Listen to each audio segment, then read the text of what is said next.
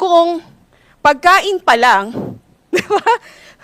Pagkain pa lang ay isa sa mga major contributor of cell degeneration. The first and foremost na ginagawa natin every day.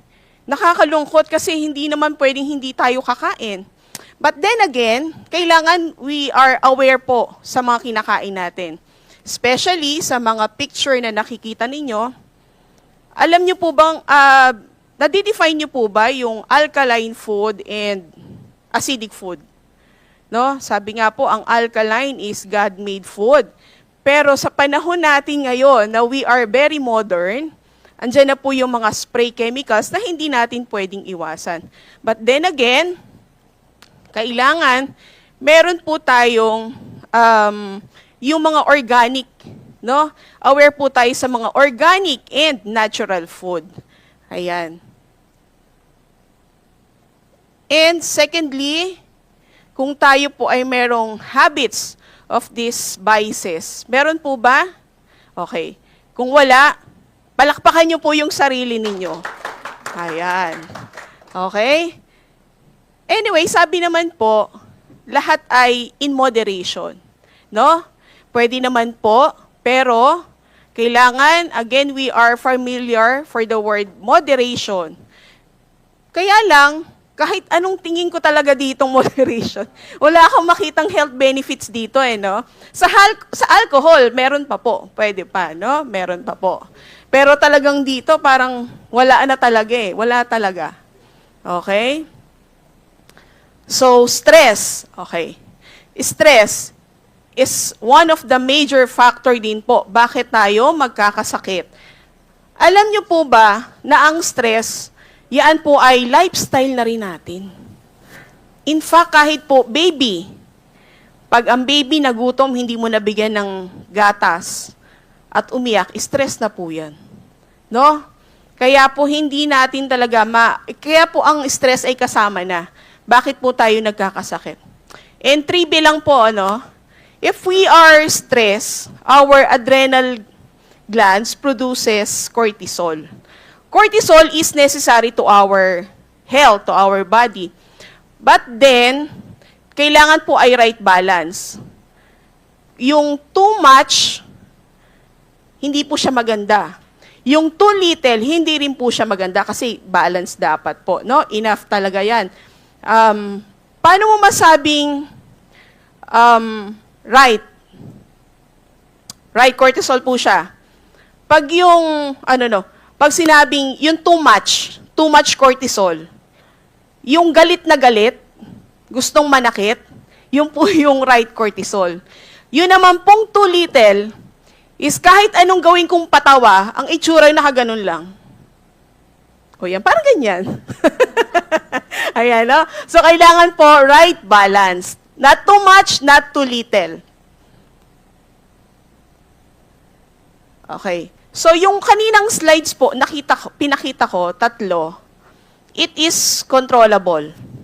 Pwedeng hindi ka kumain ng ganung pagkain, you choose organic. Pwedeng hindi ka smoking or alcohol, di ba? Since meron naman tayong very good products, pag kayo ay let's say parang gathering, di ba? Meron tayong barley or yung fit and trim to make it masarap inumin, di ba? Or coffee party, di ba? Wag lang po yung may hihiga. No, di ba? So, pwede yon yung ating mga products. But these 3 pictures, these are beyond our control. Hindi po natin ito pwedeng pigilan. Halimbawa, yung farm, di ba? Hindi naman pwedeng nandun ka, nagbabantay ka. Oy, wag kayong maglagay ng pesticides, wag kayong maglagay ng Lalo na kung 1 kilong pechay lang naman yung bibilhin mo. Di ba? Wala tayong, hindi po natin kontrolado yan. And also, the air pollution. Ang air pollution po, kung dito sa loob ng kwartong to, may pollution na umiikot, what more pa po yung nasa labas? Especially if we are residing sa urban areas, yun talagang malaki na po. Ang Cavite po, dati, rural pa yan Pero ngayon, ang dami na rin po kasi talaga sa Cavite. No? Hindi mo na makokontrol po ang polusyon kasi yan po ay nasa hangin.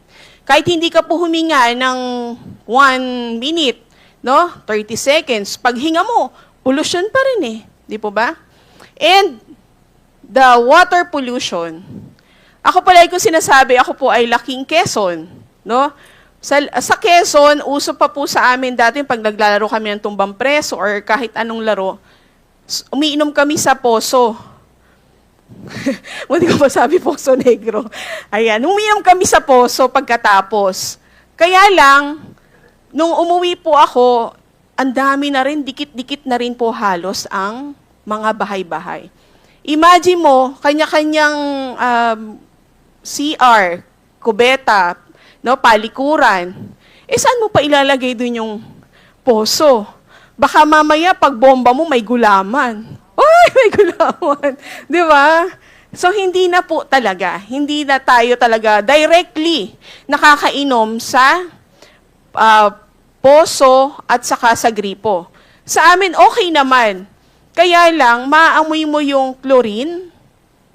Di ba? O syempre, hindi nga tayo, umiiwas nga tayo sa chlorine, tapos pinasok mo pa directly, no? So maraming bagay na po talaga na hindi natin makokontrol para tayo ay manatiling healthy. And also, cellphone. Ayan. Cellphone, again, ito ay lifestyle na rin po natin. Hindi na rin po siya maiiwasan. Lagi na rin po itong nakakabit sa ating katawan. No? Di ba? Kahit saan ako magpunta eh. Ako nga, nahihilo, may cellphone pa eh. Di ba? So, ano po ba ang harmful effect ng paghawak ng cellphone? Yun yung radiation. Hindi natin siya nakikita, but meron po siyang ginagawang effect sa ating katawan. No? Little by little, nagkakaroon tayo, hindi tayo aware. Di ba? Especially yung ating pag-iisip. No? Kung napansin nyo, makakalimutin. Di ba? Kaya, mamaya pag may nakalimut, paalala nyo ha. Sante International, with the health of everyone in mind, ayan, so research, develop products that will help in cellular health and regeneration. So kung kanina po, ang diniscuss ko ay problema, no? Health problem, ngayon naman po, meron tayong solution. Kaya palakpakan nyo po yan.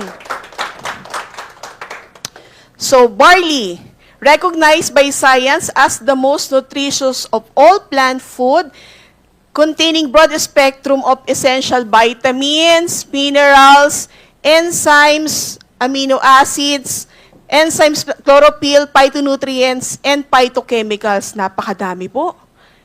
That our bodies require that proper functioning of organs and immune system. So kung kanina ang sinabi ko po ay problema sa katawan, ngayon naman ay solusyon sa ating problema ng ating katawan. So barley, ang scientific po niya, scientific name po ay Hordeum bulgari. Is a grain plant in the grass family.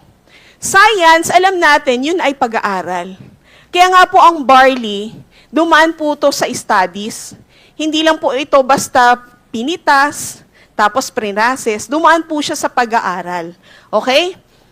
And the only vegetation that can be taken by people from birth to old age, quoted by Dr. Yoshihide Hagiwara, a doctor, pharmacist, entrepreneur, and scientist. Kaya po talagang aprobado na ang barley ay pinag-aralan. Okay? Hindi po siya katulad ng ibang medicinal natural plant na nakikita natin na pag kumuha ka, ilalaga mo, yun na yun. 'Di ba? Sabi nga, kuha ka dyan, tapos bilang ka 7 pababa. Paano kung hindi ka marunong magbilang? O 'di ba, sumobra ka pa. 'Di ba?